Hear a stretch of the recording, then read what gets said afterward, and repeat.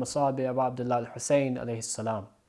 Dearest respected brothers and sisters, Assalamu alaikum wa rahmatullahi wa barakatuh. Welcome back to another episode of Tales of the 10th, where this Muharram we are talking about different elements of the Battle of Karbala, the events that took place before and even after. We analyse from a biographical, an academic perspective, but also a spiritual, philosophical perspective, the personalities and the events that took place, even including some of the dreams that took place. In our last episode, we finished talking about the differences between some of the key villains in the Battle of Karbala and even in the run-up to the battle, including, of course, Yazid and Ubaydullah ibn Ziyad. Nearly forgot. I'm joined by Father Christopher Clohessy. Welcome, Father Chris. Thank you so much for being back here again. Thank you.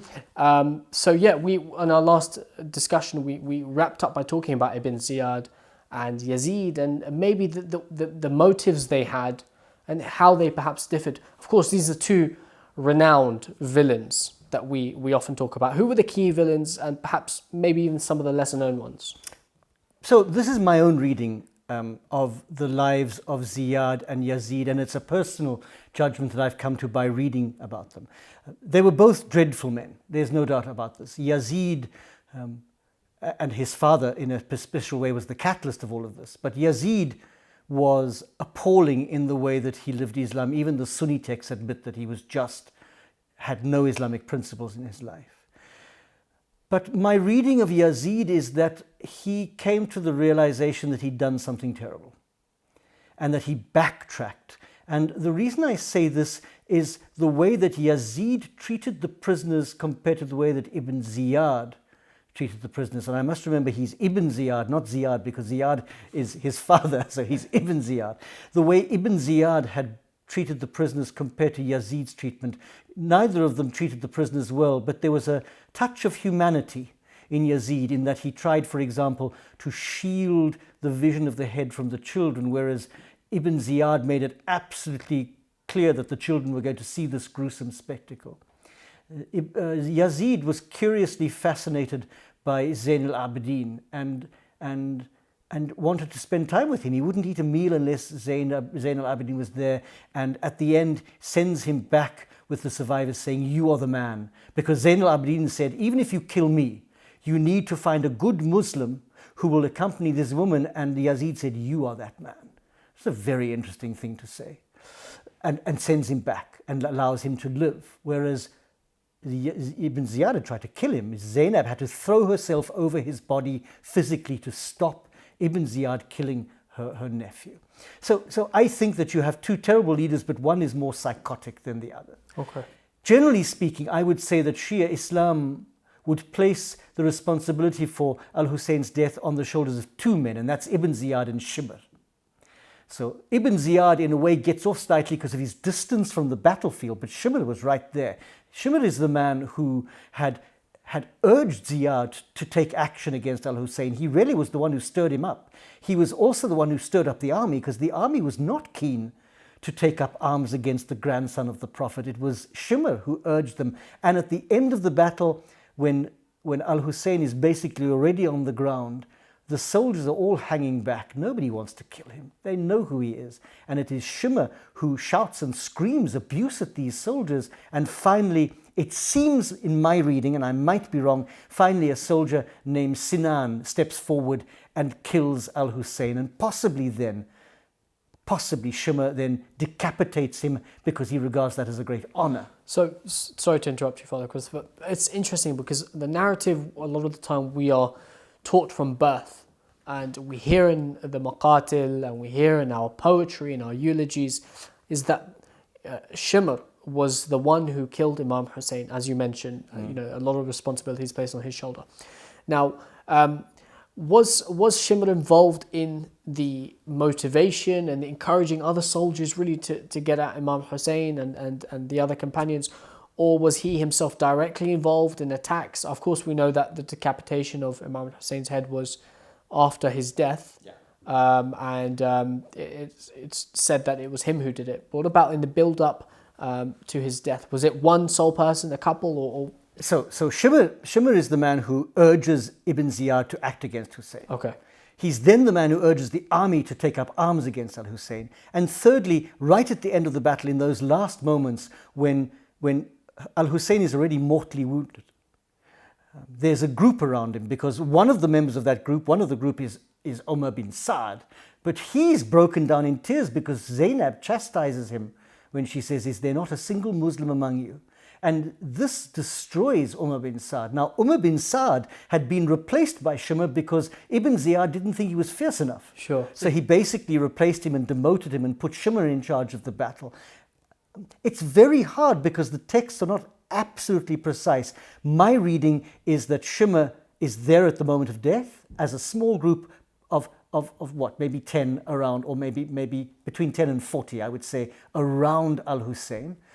He is mortally wounded. Shimr is urging the soldiers on, and at his urging, it seems to me that a soldier called Sinan steps forward, and I'll tell you about him now, Sinan, and strikes the death blow. Although Hussein is already mortally wounded. He's on the ground. In fact, at one stage, I think that Shimr has his foot on his head, or is holding him by his beard. And then possibly Shimr, because of his arrogance, decapitates him. Sinan is accused of being slightly mad, even by Ziyad, because he sings this song, this stupid song about "fill my saddlebags with gold, I've killed the best of the men." And as I remember, Ziyad says, "Are you out of your mind? What are you saying? You can't sing poetry like this." And the text says that Sinan had mental problems. The text says this quite clearly. So these are the major villains, and all of them have certain psychological problems. Shimr had been a supporter of Ali at the beginning. He was at Siffin with Ali, and then changed allegiance and became violently anti the Ahlulbayt and violently anti al-Hussein. And it might have been, for what we spoke about in the last episode, for certain incentives, certain power. So he's a turncoat. He betrays the Ahlulbayt. So all of these men are greedy, angry, probably slightly psychotic men in their desperation for power, that they're willing to commit acts of grave injustice for power. Including, I know you mentioned Umar bin Saad, who of course we know was promised, if I'm not mistaken, land, gardens, and or ambassadorship of a certain area. But he was very, very unkeen to actually do the deed. And he holds back despite all of his words. And finally, Ibn Ziyad loses patience with him and sends a far more ruthless man to do the deed. Sure. The very man who had urged it from the beginning. It's interesting to note that amongst these people, Hadith mentions that there were those who also switched allegiance to the camp of Imam Hussein on the day of Ashura, the most notable of which is Hurr. Can you tell us a bit about Hurr? Very little, except that he's quite cunning the way he did it, because he did it slowly. He thought that the men around him would be suspicious. So he sort of does it quite slyly. He pretends he's going in one direction and then suddenly races in the other direction to get to the other side, to fool his own men, because in fact there are some texts that I read where his men say, "Is something wrong with you? He's behaving strangely." Sure. And it's because he's coming to a realization of where he should be. And then of course when he gets to the other side, he's in a sense lucky he doesn't get killed, because he could well be just an enemy soldier coming to fight. But he had to fool his own men. He had to pull the wool over their own eyes too. So he goes down as the anti-model, because the model in Karbala is all of these people who sold their souls to the court of Yazid. And now you have this anti-model who's a military commander and who has everything to lose by that action. He couldn't have gained anything worldly. He would have lost everything in that action. He knew it as he rode his horse across the field. But once again, the whole point of Karbala is it provides us with this host of models for issues that we face in our own lives. Sometimes we have to change direction. Sometimes our ship is heading towards a lighthouse. The lighthouse is not going to move, the ship has to move. Sure. And no matter who we are, we have to change the direction we're going in. Hurr realized that. It's quite apt as well, of course, that his name means free man. Yeah, freedom. And that he found that freedom. There's a divine beauty within that. Subhanallah. Father Christopher, I know, of course, in your latest book, Angel Hastening, which we've touched on in previous sessions, we talk a lot about the dreams surrounding the Battle of Karbala, some of which from family members, some of which from companions. At the same time, there are dreams which you mentioned in the book that the villains themselves had. Could you perhaps tell us about some of them? So there's a secondary, I would say, let's say there are three groups of villains. There are the leaders, like Shimr, like Umar bin Saad, Ibn Ziyad, of course, and Yazid. These are the top ranks who play the major role. Then you have a second level of villains, and that's the actual soldiers of the army of Ziyad, his own army. They are the ones who go into battle against the small group of the Ahlulbayt and the supporters. But there's a third group of villains who are very interesting, and they are the ones who are associated with the army but not soldiers. Sure. So along with the army to Karbala goes a whole group of steel workers, metal workers, people who produce weapons, people who feed the troops. These are the camp followers, if you like, who do necessary tasks and facilitate the fighting of the army. Sure. So they are not forgotten, because the whole point that is made in the dreams is, even if you didn't fight, you augmented the number of enemies. You increased the number. So there are a number of dreams that are post-Karbala, dreams that are recounted by villains who have these appalling dreams of the punishment awaiting for them. And there are a number of levels of punishment. The least terrible one is being forced to drink pitch or tar. So there's a hadith which repeats itself of a man who smells bad. He smells of tar. And somebody says, "Are you a seller? Do you sell?" He said, "No." And then he describes that he was on the field of Karbala, but not a fighter. And this refrain recurs from the mouths of all of these third level villains. I neither fired an arrow nor threw a spear. In other words, I did not kill Al-Hussein. And the argument against them, mostly from the Prophet, is, yes, but you increased the numbers against him. So the first level of these villains, they are punished by being forced to drink pitch. Why? Well, because they want to drink from Al-Kawthar, and they can't. They are denied the life-giving water of Al-Kawthar. So what they're dreaming about is what's going to happen to them after their death. That's what they're dreaming. It's a prediction of their own death and punishment. And when they arrive at the pool of Al-Kawthar, there is Ali and Fatima and Hassan Hussein. Fatima plays quite a big role. And they ask for water to drink, and they are refused water. And they are refused water because they were associated with the death of Al-Hussein, even if they didn't kill him. Okay. Secondary association. So either you're going to get pitch to drink, which is not bad, because the next level of punishment was blindness. That there are a number of hadith where the Prophet is sitting on a mat in the desert, in the dream, and the villain is brought before him, and he touches their eyes, or he makes a mark on their eyes, and they wake up blind. So it's a temporal punishment. The drinking of pitch is less so, because it seems to be when they get to Al-Kawthar. But the blindness is now, here and now. People during their life. During their lives, they wake up punished with blindness. Sure. And then there's a third set where somebody is seen at the Kaaba praying, holding on to the curtain of the Kaaba, saying, "God, irhamni, forgive me, even though I know you won't." And when questioned about, well, why have you lost faith? The answer is always, I was part of the army of Ibn Ziyad, or the army of Yazid, or whichever their name. And then they always protest, I wasn't a soldier. I was a metal worker. I was making weapons, or I was growing food for the army. And I was there on the day that Hussein died. And then every night in my dream, I get dragged down by angels, dragged down to hell. Every single night. And the one text, his screams wake up his neighbors every night. They complain about his screaming because he's getting visions of hell. So he goes and he does his pilgrimage to the sanctuary in Mecca, and there he says to God, "Please forgive me, even though I know you won't." What is the only unforgivable sin in Islam? Sure.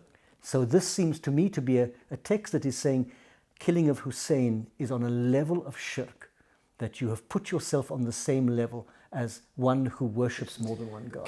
Can I just interject and perhaps ask, because sometimes we hear, of course, that there is an element of shirk is to doubt Allah's potential or Allah's ability to to forgive, and like you said, one unforgivable thing is shirk.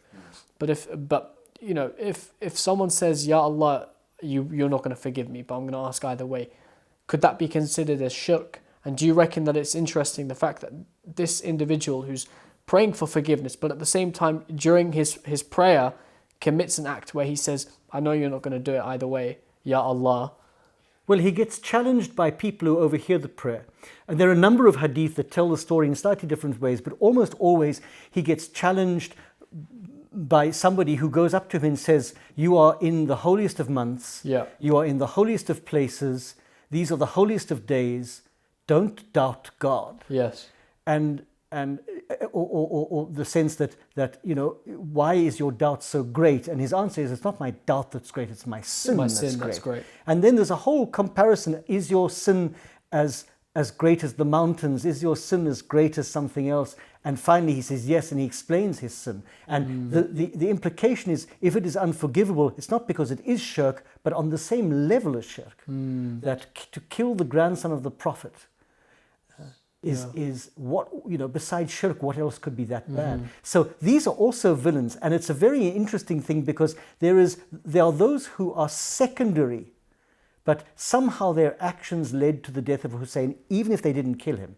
Now, if you reverse that, what about those who refuse to grieve for him, even though they know they should, or those who refuse to do acts of justice in his name and thus make Karbala present? What about them? What are they doing?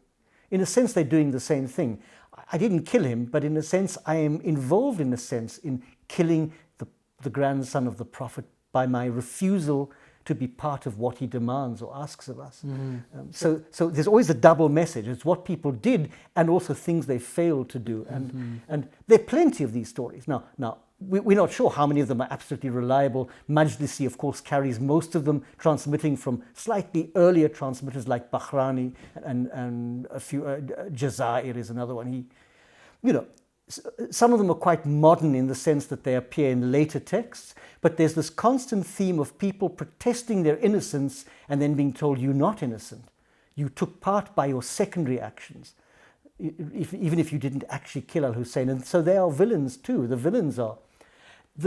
One of the most famous villains who appears in this, of course, is the camel driver of al-Hussein. The camel driver, on his way to Karbala, sees this belt that Hussein is wearing, and he wants it. And he plans to take it. So after the death of al-Hussein, he actually goes onto the battlefield to loot the body. And then he has this terrifying dream. And in the dream of Muhammad and Fatima. And al-Hussein says, he's the man who stole my belt and looted. And he has to cut the body of Hussein to get the belt off. And in punishment, he has his hands and his legs cut off at the order of Fatima as a punishment for mutilating the body of her son and for looting his body, his own camel driver, who was overcome by greed. So, these are religious texts, and the details differ, but that doesn't matter, because when I'm reading a religious text, I'm reading it for its religious message. The details of whether it happened in the morning or in the evening, in the end, become secondary for me. I'm interested in, what is this text telling me about life and how it should be lived? That's how I read hadith, because of course I'm a so-called Western scholar, non-Muslim. So the Western scholars have a huge problem with the corpus of hadith. Some Western scholars say they are all completely fake. Other Western scholars say some of them are fake. The legal ones are probably true, but the other ones are probably fake. So people say to me, well, you've based your book on the hadith, but you're a Western scholar, the hadith are not reliable. Yes, they are religious texts, and I read them as religious texts, in the same way that I read the scriptures. When I read the story of Job, or the story of Jonah in the whale, I read it as a religious text. It doesn't matter whether it's a big whale or a small whale. That's not the point of the story. Sure. I'm interested in what is the life of Yunus, or the life of Ayub, or any of these other prophets. What does it say to me about how I should live? Religious texts, you can't read them as the way you read a history book or a geography book. It would be like trying to learn how to cook using a biology book. You can't do that. You have to read a cookbook. And so I always say to people, don't read religious texts as history books. They are deeper than that. So secular history and sacred history run on parallel lines. But sacred history has a whole different vocabulary that we need to recognize. There's a few things which I want to mention, with your permission. The first, of course, as we know within Ziyarat Ashura, the disassociation that we ask Allah to grant us from anyone who killed Imam Hussein, but also anyone who participated in the battle, facilitated, and we ask Allah not to make us like them and to grant us, paradise through following Imam Hussein's message today, here and now. The question I wanted to ask is, now earlier in the session you mentioned the variations in maqatil and different history books. Of course, from your perspective as well, the impression that you've been given from of the different villains and the roles they played and so on.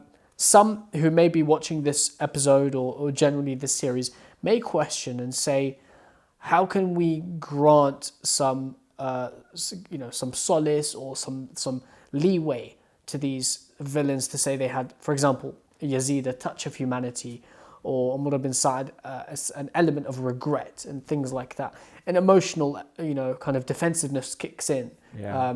What do you have to say to those who may have this? Look, I get that, and I've been hammered on this point before, but in the end, away from the texts, away from all of the grief and the horror, whether we like it or not, Yazid was a human being. Yeah. And all human beings have some good in them. There is only shaitan is pure evil. Every human being has something in them that is even just a trace of goodness. And so I don't deny that Yazid was a horrendous human being in his betrayal of all the principles of religion and his betrayals of people around him, Sure. where he treated people like commodities. But I think my own reading is that Ziyad was far worse. Ziyad was the sort of man you'd be frightened of because you never knew when his mood was going to change. I mean, if you read the dialogue between Zainab and Ziyad, he moves in an instant from laughter and amazement to fury and desire to kill. So at one stage he's praising her for being a poetess or for being brave, and the next moment he wants to kill her. And you think, this man how do you deal with people like that? So, I don't defend Yazid. I think Yazid was a disaster. But my reading of the texts suggests that he realized he'd done something terrible and he tried to backtrack. He couldn't, but he tried very hard. And he tried by attempting to be kind to the survivors as a way of maybe making up. It didn't work, but he tried that. So did a lot of these villains, I know you mentioned, for example, the distraught that Yazid had after the Battle of Karbala and so on. What was the inner relationship, the internal relationship like within the camp of Yazid post Karbala? Was there jubilation? Was there finger pointing and accusations going around? Were people punished internally and said, no, you're at fault for doing this? Or was there, credit given to one another? There was unhappiness, and we know this because some of Yazid's own court members and Ibn Ziyad's challenged them for what they've done. Ibn Ziyad took great pleasure in mocking the head of Al-Hussein. Some of his own people challenged him there in his court and said, I've seen the Prophet kiss this head and now you mock it. And they paid for it with their lives. He killed his own people if they challenged him. We also know that when the heads were brought to Yazid, and as far as I remember to Yazid, they were brought in triumph. And Yazid was distraught by this. He said, no, that's not the way to do it. This is. He makes a number of comments. Had I been there, I wouldn't have killed him. It's a very curious comment because he's the catalyst for the whole thing. But again, this might be a political thing that Yazid realized that his own political career. In fact, Yazid died shortly after Karbala. He didn't last very long. A year after. I think Zainab was the one who dealt the final blow. But the fact is that this attempted backtracking or attempt to be kind or to show remorse may well have been a political ploy to win favor again and to show that I'm not so bad. I'll look after you. Do you feel Yazid perhaps tried to disassociate himself to the cronies who actually committed the crime? He did, because he himself curses Shimr about what he's done. So he does, but that's not necessarily a moment of sympathy or profound human kindness. That may just be a clever, cunning politician who knows which side of the bread the butter is on, and he's swapping allegiances. It's hard for us to know, so many hundreds of years later, to read the hearts and the minds of these men, because you never know if they are playing on people's sympathies or if they genuinely have a moment where they think, wow, I've really messed up here. It's very hard to know that. In the couple of minutes we have remaining, Father Christopher, there's a question which comes to mind. We talk in these shows about application of the stories we learn and the research we do into our modern day life. And we hear a lot about Amr bil Ma'ruf and Nahy anil Munkar and forbidding the evil, particularly in this case.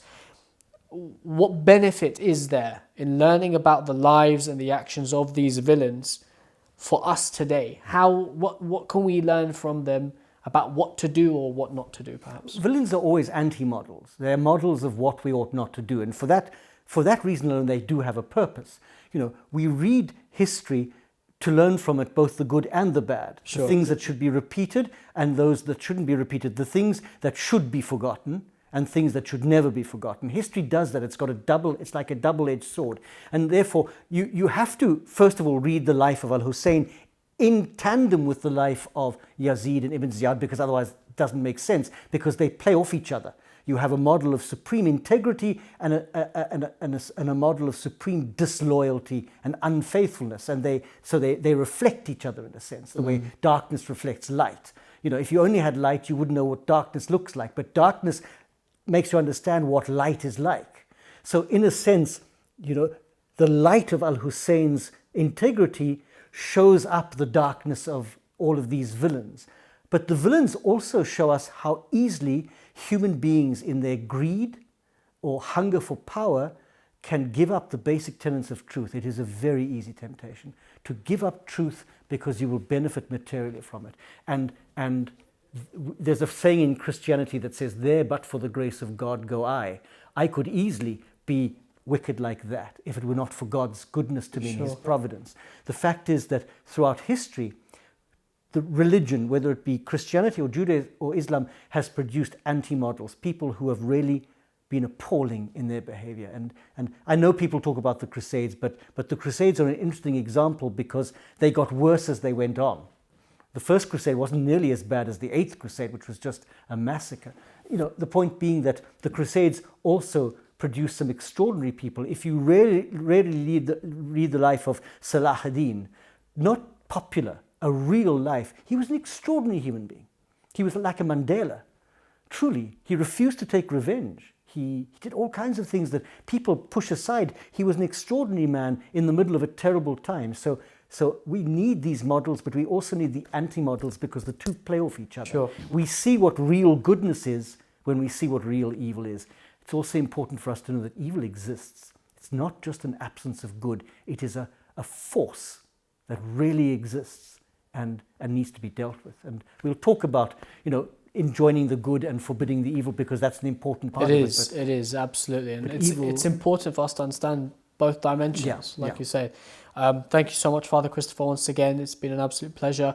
We pray to Allah subhanahu wa ta'ala to always keep us on the straight path and to allow us to be among those who receive the intercession and the support of Abu Abdullah al-Hussein alayhi salam in the dunya and the akhirah. And we ask Allah to remove His mercy from the killers and those who helped facilitate the killing, as we've discussed today. And inshallah, brothers and sisters, we will see you tomorrow for our next session of Tales of the 10th. Assalamu alaikum wa rahmatullahi wa barakatuh.